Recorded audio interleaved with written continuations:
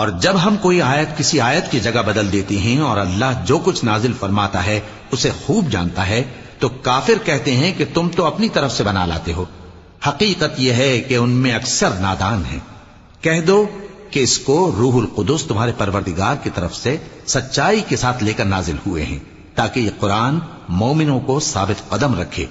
اور حکم ماننے والوں کے لیے تو یہ ہدایت اور بشارت ہے۔ اور ہمیں معلوم ہے کہ یہ کہتے ہیں کہ اس پیغمبر کو ایک شخص سکھا جاتا ہے،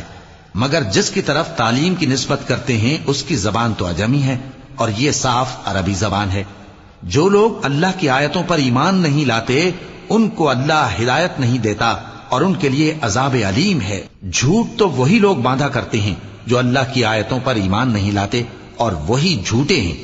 جو شخص ایمان لانے کے بعد اللہ کے ساتھ کفر کرے وہ نہیں جو کفر پر زبردستی مجبور کیا جائے اور اس کا دل ایمان کے ساتھ مطمئن ہو، بلکہ وہ جو دل سے اور دل کھول کر کفر کرے،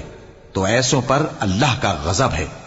اور ان کو بڑا سخت عذاب ہوگا۔ یہ اس لیے کہ انہوں نے دنیا کی زندگی کو آخرت کے مقابلے میں عزیز تر رکھا،